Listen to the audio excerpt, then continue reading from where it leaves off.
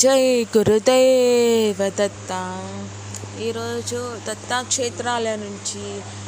దివ్య దర్శనాలు. దిగంబర దిగంబర శ్రీపాద వల్లభ దిగంబర దిగంబర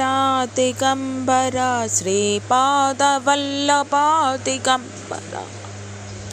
దిగంబర దిగంబర శ్రీపాద వల్లభ దిగంబర దిగంబర దిగంబర శ్రీపాద వల్లభ దిగంబర దిగంబర దిగంబర శ్రీపాద వల్లభ దిగంబర దిగంబర దిగంబర శ్రీపాద వల్లభ దిగంబర దిగంబర దిగంబర శ్రీపాద వల్లభ దిగంబర దిగంబర దిగంబర శ్రీపాద వల్లభ దిగంబర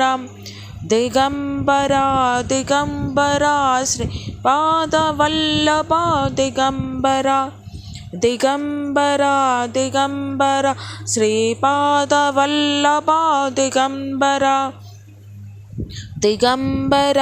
దిగంబర శ్రీపాద వల్లభ దిగంబర దిగంబర దిగంబర శ్రీపాద వల్లభ దిగంబర దిగంబర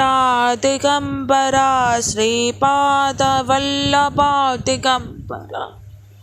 దిగంబర దిగంబర శ్రీపాద వల్లభ